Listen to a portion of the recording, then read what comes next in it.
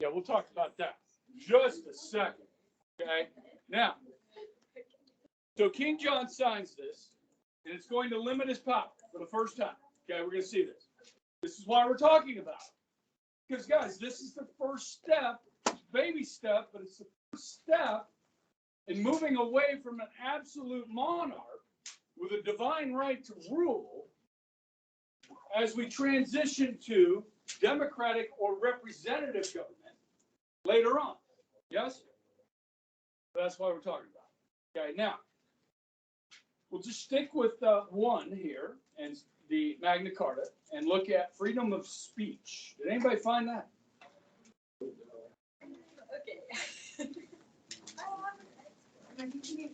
Okay. Now listen, some of these are very explicit, yes? They're like, oh yeah, that's there, I found that. Boom, right? They're not all like that. So some are implied and some you may think are implied, but they're not. This is where knowledge of history comes in, right? And you all took world history. Okay, so no freedom of speech. Okay, you can't just come out and start criticizing the king, can you? No. Yeah. Now, what about freedom of religion? Oh, let's have a fight. It's protection of religion. Okay, so the Catholic Church, yes? Would you say the Catholic Church that the king has power over the Catholic Church in 1215 in Britain and England? No? Okay. So do you have, if you are a citizen of England, you live in England, are you allowed to practice other religions? Do you think there's any like pagans like still around? Maybe some Jews? Or people who believe in other gods?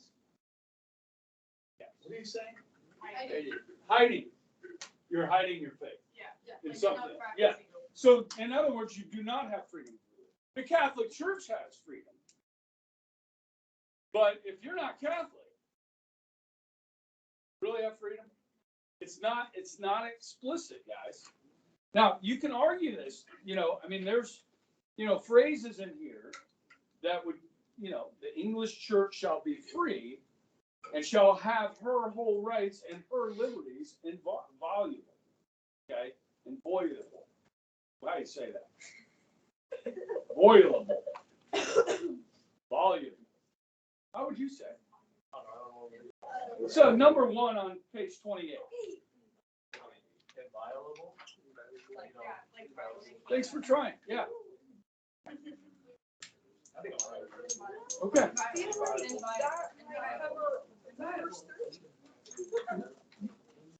Now, it says, we have also granted that all free men to our kingdom, and for us and our heirs forever, all the unwritten liberties, be enjoyed and held by them and their heirs, from us and from our heirs.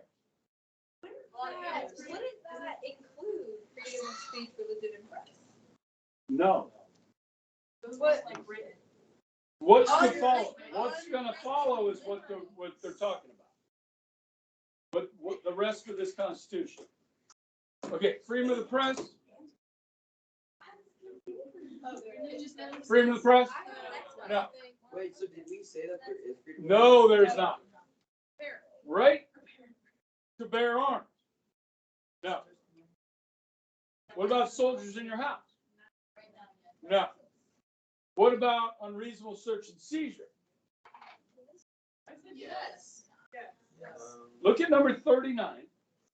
No freemen Shall be seized, imprisoned, dispossessed, okay, outlawed or exiled in any way destroyed, nor will we proceed against or prosecute him except by lawful judgment. So if it's lawful judgment, can you search or seize? If it's lawful, but if it's not lawful, you can't. So, yes. And then 41 kind of backs that up a little bit with people that come and go through the country and freedom of movement and so forth. So, yes. Okay, so right now, that's our first one on Magna Carta is unreasonable search and seizure. What about due process? Absolutely. So anytime there's any process dealing with somebody that's accused of something, that's due process. Okay. And then trial by jury? Mentioned in there. Yes. Okay. What about no excessive fines or bail? I think yes. You think it's in there? The big thing you gotta be careful with is taxes are different than fines. Okay, so of course they can tax you. Okay, our government can tax us, but can they fine us? In certain situations, if we violate an ordinance or a statute or a law, they can fine you, right? This came up in the argument on Obamacare, actually. In 2009, when they passed Obamacare, they said that at the age of 27, you can no longer be on your parents' insurance. You have to buy insurance at the age of 27 or pay a fine.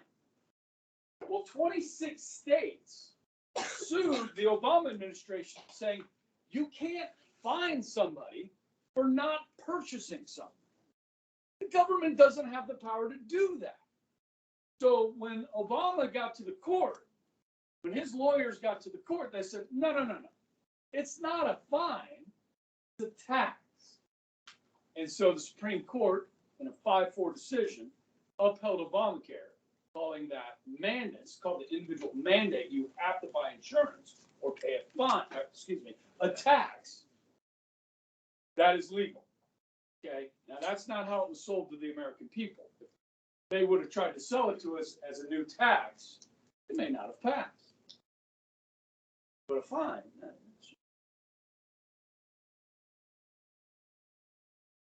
people don't like taxes. Is that still? So the individual mandate is basically dead now. You do not have to buy insurance or a tax. Trump and the Republicans got it. Now, the part of the law that you can stay on your parents till through the age of 26, that's still part of the law.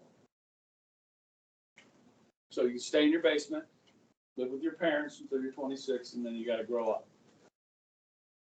Okay, Carson? Got it? Okay. I'm kidding. I just got to talk to my son about that. Okay? Let's get a degree, find a job, get a place. Now I'm moving back in. Right? Don't do that to your parents. Mary, is that happening in your house? And sorry. Just forget I even said anything. I know, she takes such offense to it. I know. Mary's a sweetheart. Might as well call Mary. And so are you, Amy. Good cover up there. You recovered nice. Okay. La. Okay, we are on no cruel punishment.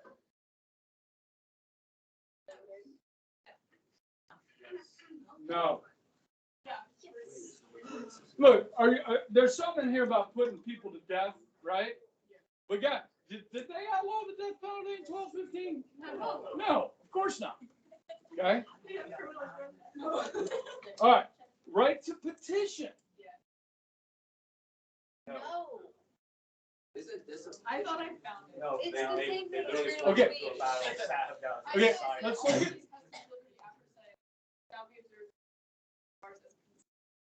what number are you looking at? 60. 60? Yeah. All these customs, laws, aforesaid, which have been granted and held by our kingdom, for so much of its as it belongs to us and all our subjects, as well as clergy, lay, shall observe toward their tenants as far as. Like in their concern. No. Okay, so, look, can the bishop petition the king? I mean, does he, like, feel more comfortable doing that than, like, you and I? I mean, the nobility, I mean, they made him sign this. So just, they're making, Yeah. huh? Yeah, I mean, Or like, so yeah, you sign it. they're petitioning, but are you petitioning? Yeah. Like, say you got a really like nice clergyman, you're like, hey, you can just the king for me. Padre. Then you're. But also, isn't this? Which is- It's not, it's not, there's somewhat of a representative council here that does petition the king. But it's not representative of you and I. Not yet. Not yet. Sorry. Habeas corpus. Yes. Okay, before we move on, let me just say this. The Magna Carta was the English Constitution for 400 plus years. People knew it. They knew the law, they knew their rights. So as we add a new constitution in 1628 with the Petition of Right, the rights found in that Magna Carta are part of English common law. It's the rights that people expect. Okay, what we believe laws are just and unjust, that is common law. Tim, we've been talking about this in business law, is that's what people believe is the law. And so what you marked on the Magna Carta, moving forward, can be found moving forward, even with these new constitutions. So if it's not explicitly stated, unreasonable search and seizure and the other ones, it's still there. Still part of their common law. So you carry over. Now, I didn't expect you to mark each one that you marked with the previous. You know what I mean? Because we were looking at them individually. Okay. So by carryover, some of these will be found later on as well. Did I say that well? Yeah. Yeah. Okay. All right. Okay. All right. Well, double down. All right. English petition of right, not rights. Right. Okay. Now we got 1628 English Parliament. Okay. Now, by this time, guys, Parliament is stronger than it was. Definitely, there was no Parliament in 1215. Now, which body, the upper house in 1628 or the lower house, which is the commoners, has the real power? Lower house is coming. Huh? That's in the column. This is a transition. By 1688, with the English Bill of Rights, you really see that move to the lower house. Okay. And they're getting, they're taking away this power from all these wealthy aristocrats and kings. Okay. Okay. So this is kind of like a soap opera. Now, the Protestant Reformation, what year?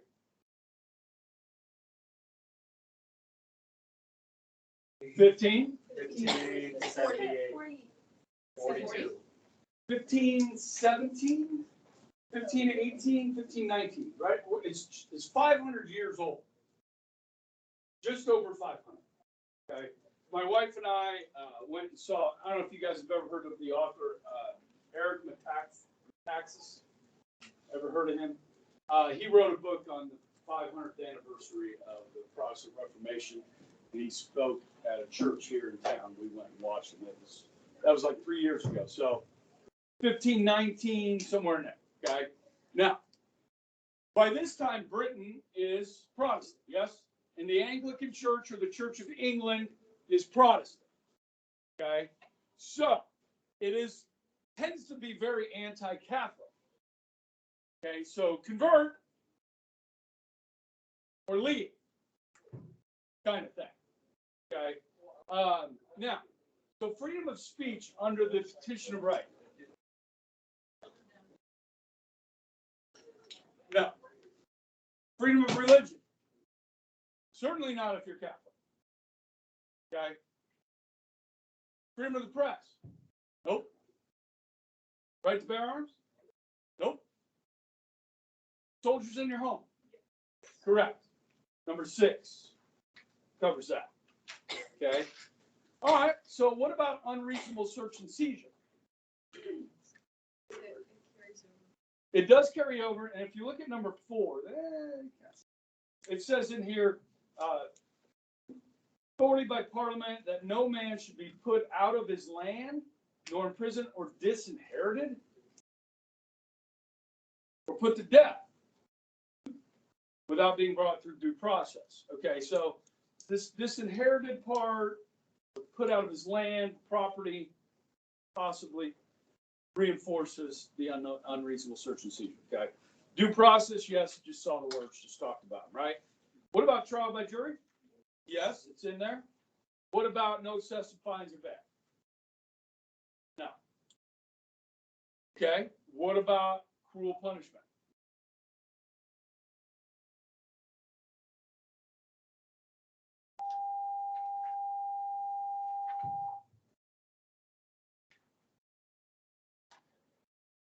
They said you can't be destroyed without lawful judgment. But again, you can be destroyed with lawful judgment.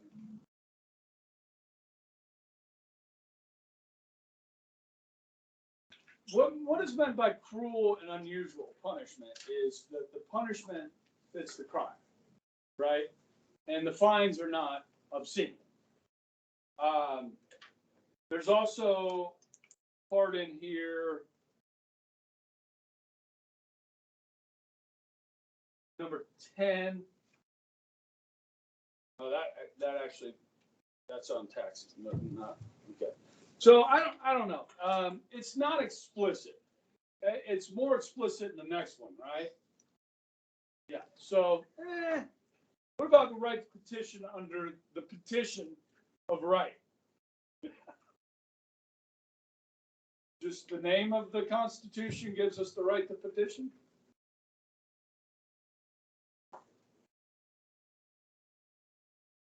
Without fear, I don't know. I don't, at this point, I'm not sure you have that right without fear. You know what I mean? Repercussions for that. And habeas corpus, yes, and as a carryover as well. Okay. All right, let's go to the English Bill of Rights. Now, for those of you that forgot this stuff, okay, so 1649, King Charles I.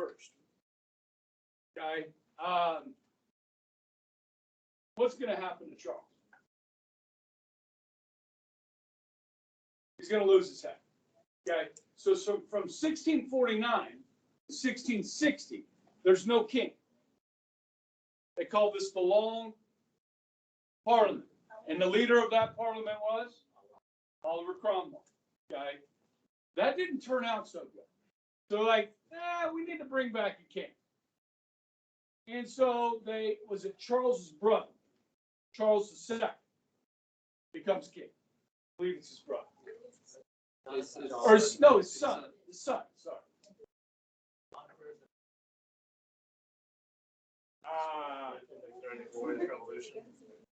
Well, the Glorious Revolution is coming in 1688.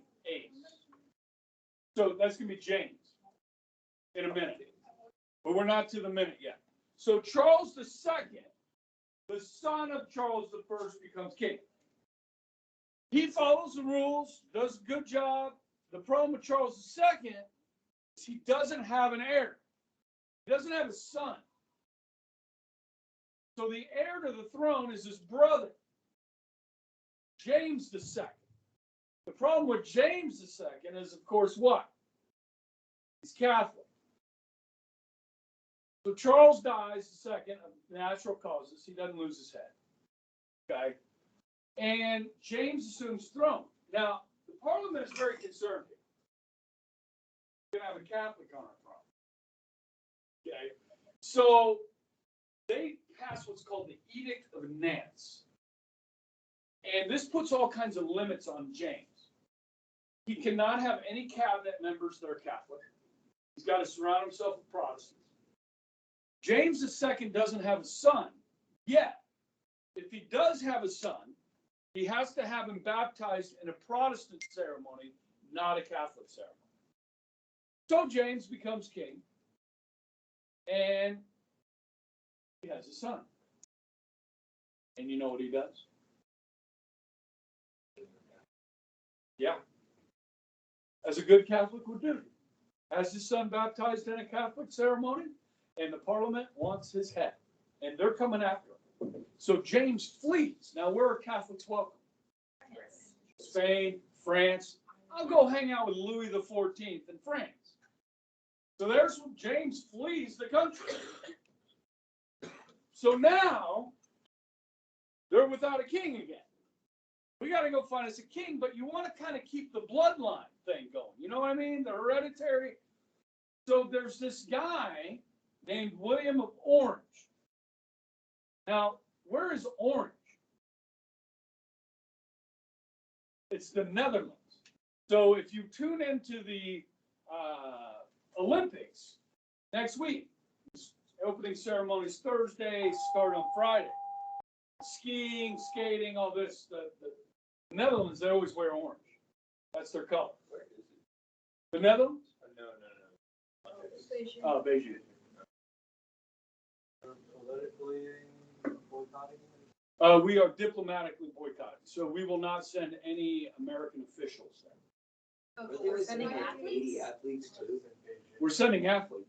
but is it like a limited number? Like they're not sending like just everyone? Well, I don't know. I do know this. The FBI's told them to leave their cell phones at home. Buy burners. Because the Chinese are spying on them. They're making them download apps. The Chinese government is. All the athletes. Yeah. So leave your cell phone at home. Nice. Lovely. Wonderful. Okay. What was the last time a country hosted the Olympics when they were committing genocide? Oh yeah, that was 1936. Hitler. Okay. All right. Good. I hope our athletes do well. I hope we kick the crap out of them. Them and the Russians. The Russian athletes. The Russian government can't send athletes. Olympic Because they athletes from cheat. Russia. The Olympic athletes from Russia. Yes.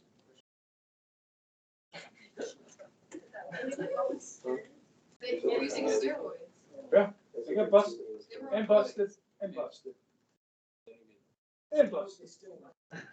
All right, what are we talking about? Okay. So, William of Orange. Now, what you may not know, Mary, his wife, is not just any Mary. She is Mary of Braganza.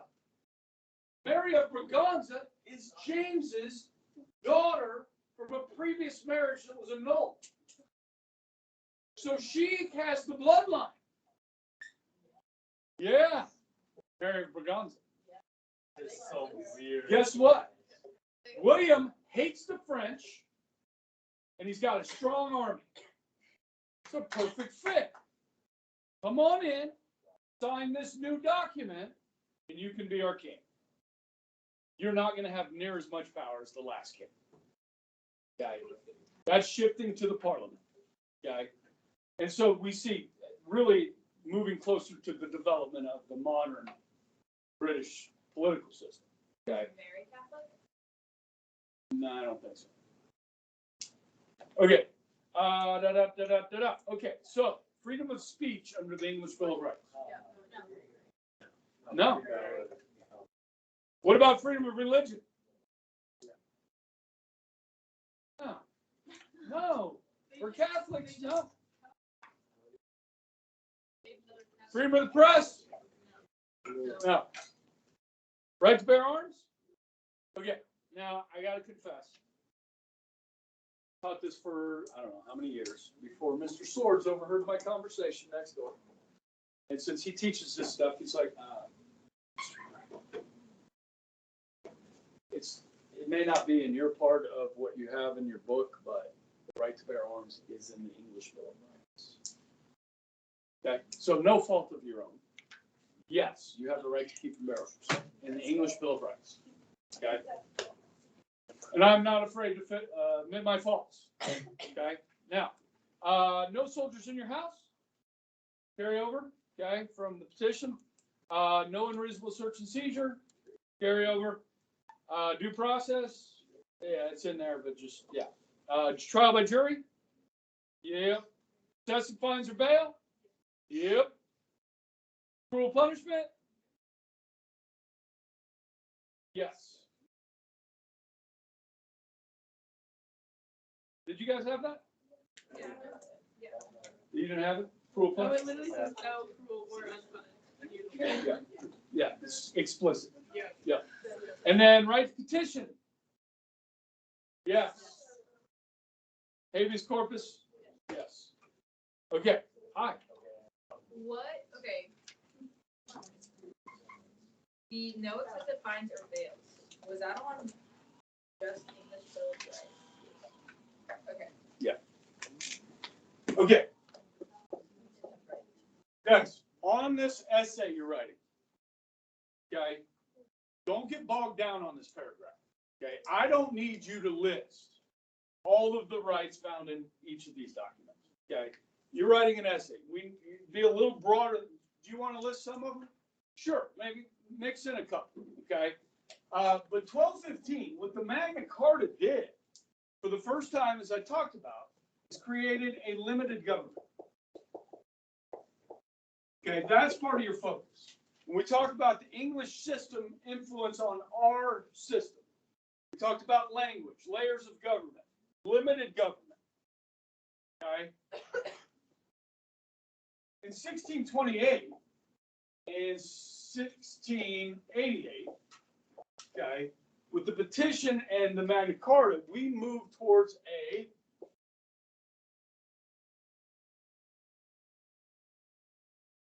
representative government. Okay. And it really takes hold here. Okay. With the, the House of Commons. Okay, and here. Okay, so that's definitely something you want to mention with these constitutions. Okay. These rights are something that, remember, first permanent colony, 1607, right? So the people that came to Jamestown, they knew about this. I mean, people learned this as kids. You learned about the Magna Carta as kids. Just like you guys learned basics of our Constitution as kids in social studies class, okay? You guys everybody knew before you got into government class that we have a Constitution, right? And it lays out the powers of government, and limits on government, okay? So these people knew that. Now, as time goes on, obviously some of these people stayed and lived here, but then we have more and more immigration coming from England, okay? So in 1628, they recognized representative government. So when we set up our colonial systems, that's exactly what they used, right? Representative government, assemblies, white male property owners, okay? And the lower house took command of the purse in the colonies. And so we took these constitutions and put our own twist on them within the colonies. Now, the colonies didn't per se have constitutions, okay? They didn't write those yet. Not until we declare independence. In 1776, when we declare independence, every one of those 13 colonies are now 13 countries. And they all got to write constitutions, okay? And they're really interesting to study. Those first state constitutions before we got the Articles of Confederation, okay? And we learned a lot from those because there were some flaws in those state constitutions. Like freedom of religion was not a thing in some of those states. You had to be a certain religion to serve, to run for office. And when they wrote the new Constitution, the Bill of Rights, they're like, hey, we got to get rid of that crap. We're not going to be a nation that discriminates based on whether you're Catholic or Protestant, or whether you're something else, or nothing. So we learned from history and tried to get it right. You know what I mean? So, all right, good. All right, so the next body paragraph, we did the colonial era. Yeah, yes, we did the 3 different types of colonies, right? All right. So the third body paragraph is this. And did I have you write this down? Yeah. A brief review of revolutionary history. Okay. Now, I don't know how brief this is gonna be. We're gonna watch a video tomorrow over it. If we're here. Okay. National Weather Service says 7.1 inches in Wichita. If we get 7 inches, I don't think we'll be here tomorrow. Watch us. I think we get 5. We're staying home. Now, is Mr. Bright gonna do a remote day? No. No. Yes. I'm giving a history text next hour and I'm gonna be grading notes. That's what I'm gonna do. And watching TV. Maybe do some sledding.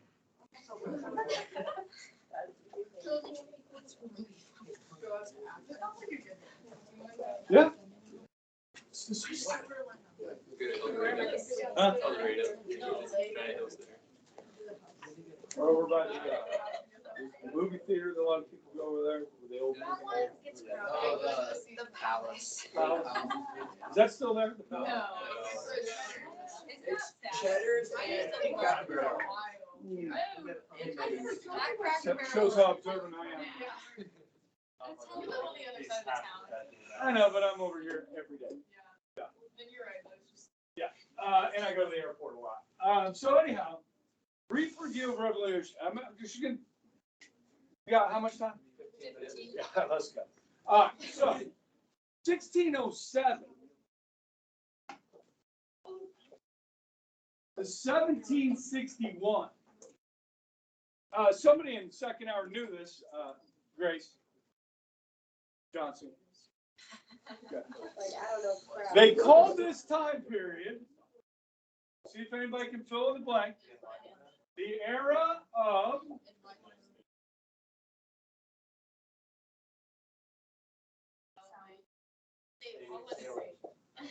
I wasn't paying attention. I still don't. Why does Grace know that Celebrate. information? It's fine. Oh, we learned that. Okay, We did learn that. it's ringing a bell. Yeah. If they just didn't care, but we did. No, they couldn't. They're now as you move into the if you move into the 1700s, the journey is less than 6 months, right? To get a message there and back, it speeds up. We get better at this crossing the pond thing, right? And so, but still, even though it got quicker, this era of salutatorian, listen, there are generations of Americans that are now being born here. This is a very enterprising people. Very enterprising. Like in the port cities of Boston, New York, Wilmington, Delaware, on down the coast, Norfolk, Virginia. Guys, they're shipping in and out of this country, trade with all over the world. Okay, we've got our cash crops, we've got blacksmiths, we got banks, we got all kinds of stuff. And plantations and farms and private property ownership, and people like it. It's good. The new world is good. It's a tough life for many. But in that 150 years, guys, we did a lot. Okay? Now, of course, guys, we've got our sins in here as well. Okay? Obviously. Okay? But what ends in 1761? Yes. Now, in the 100 years or so here, there's 4 wars between Britain and France. They really did. They're called the 4 Wars of Empire. Okay? These are world wars. They are fought in the New World and they're fought in Europe. You got Queen Anne's War, King William's War, King George's War, and the last of those, the French and Indian War. It lasted how many years? 7 years, which is what they call it over there in Europe, the 7 Years' War. Yes? So, the French and Indian War, 1754 to 1761. Okay? Did I tell you the story about Canada? So my kids went to Central Christian Academy for middle school, elementary, middle school, church school out east, 29th and Rock. And I go to parent-teacher conferences, and their history teacher, Mrs. Turner, wonderful teacher. She's excited about history every day, you know, and she taught them about the French and Indian War. And so I went to conferences, we're talking with her, she says, yeah, my husband and I went up to Canada last year for vacation, and I met this guy, and he said, well, what do you do for a living? I said, well, I'm a history teacher. He goes, oh, that's wonderful. And she says, yeah, I just did a great lesson on the French and Indian War. She's talking to this Canadian guy. He's like, what did you say? She said, the French and Indian War? He's like, we don't use that term in Canada, Indian, okay? We just call it the war. There's so many of those. The Canadians called this war the war. Now, what war would we call the war? Probably World War II, right? That's like the war. Okay, and prior to that, the Great War, right? World War I. Okay, but it was kind of interesting, you know what I mean? And we've got to do a better job. I have to do a better. I've tried to do a better job, referring to our Native Americans as Native Americans and not Indians. Okay, it's the PC thing, right? Okay, so out of respect, Native Americans, Native tribes, that sort of thing. Okay, you guys know how politically correct I am, so. But still, I don't want to hurt people's feelings. So if that's what you want to be called, I'll call you that. Okay, good. All right. You guys can call me Mr. Ebrahim. Yeah. Master works. Addendum. Okay. Now, you guys know the story. Raise your hand if you know the story about the guy that gets blamed for starting this war. That guy.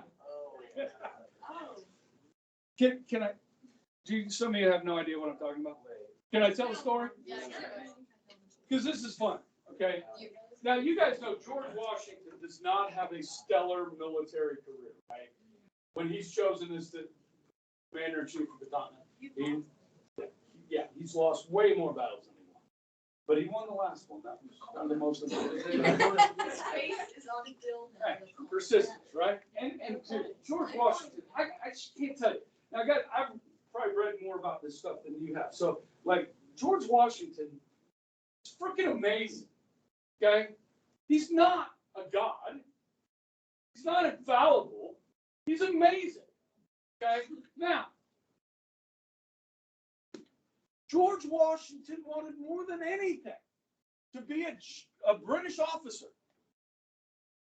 He wanted to serve in the British Army, but he couldn't because he was born here. They wouldn't let him. So he was a captain in the militia, the Virginia militia. And I think I told you guys, right? Everybody's got to join the militia unless you're in Pennsylvania, right? Everybody. So he's a captain. And guys, during the French and Indian War, the militia fought alongside the British. You understand? Like, we fought in tandem with the British Army. So a lot of times Washington was with General Braddock. Okay? And so he was sent on his own out into the wilderness. Talking like the Ohio Valley area. There's some French out there. We need to push them out. Okay? And so Washington takes with him this Native American chief named the Half King, called the Half King. All right? And he's got a few soldiers with him. Washington's got some soldiers with him. They go out there and they see this small group of people camping. You know, you're in the wilderness, you got a tent, you got fire going, right? Hanging out. These are Frenchmen. There's 3 of them. And the Half King wanted to show his warrior abilities, I guess. And so he sees these French guys. He's like, well, we're here to push the French out. Let's go. And so they kill these 3 Frenchmen, scalp them. Well, what they didn't know was that these were 3 French diplomats. They worked for the French government. And there were French troops in the area. They found out what happened to these guys, and they attacked Washington. Washington, who's outnumbered, they start cutting down trees. hole, put them in the ground, tree. Next thing you know, you got a fort. What was the name of that fort? Fort Necessity. It was a necessity. They were surrounded. Now the French are like, that's a cute fort you got there.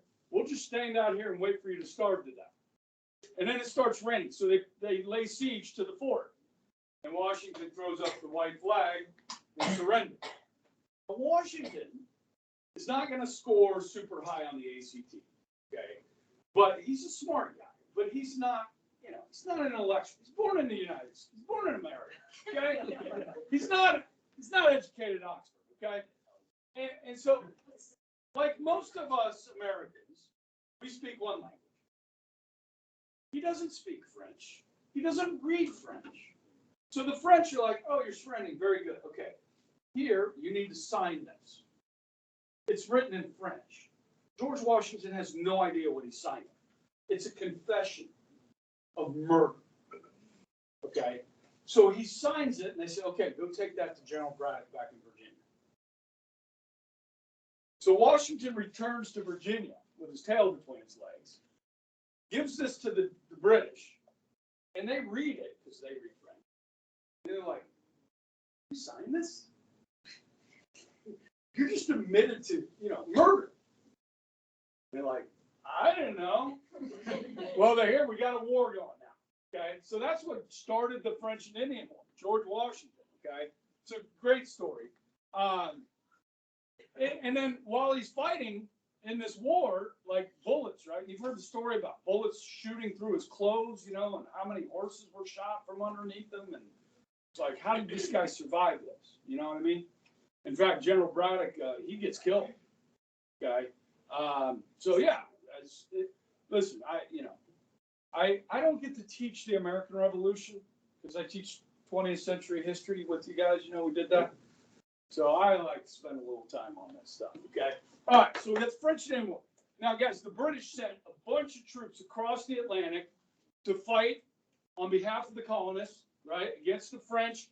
Now, when we say French and Indian War, did the Americans have any Native American tribes fighting on their side?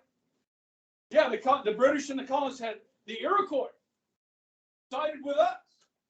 Now, Mohawks, the Iroquois are kind of like badass.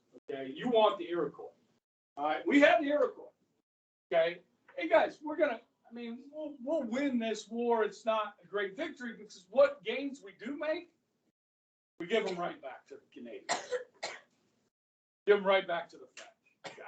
It's like, why did we fight? You're just going to give it back to them? What? Okay. But what this did do with the other three wars was put Britain into great debt. Yes, this was very expensive for the British. So, now, the British shed treasure and blood defending the colonies. Yes? Is it too much to ask of the colonists to chip in a little to help pay some of that debt? Look at it from the British perspective. Yes, it's too much to ask. Without representation, it's too much to ask. Yeah, give each colony a couple of representatives, send them over there. We might still be British today. Okay. All right. That's a good place to stop right there. Okay. So video. What do we got? Thursday and Friday. Like Thursday is what? Catholic school. Friday, 4 hours. 4 hours. Okay, but all school mass on Thursday? Yeah. What's Friday? I I already did that. No, that's for the other half. They do the celebration back. Okay. I gotta tell you though, that adoration today was kind of nice. Just to have that time. It was quiet.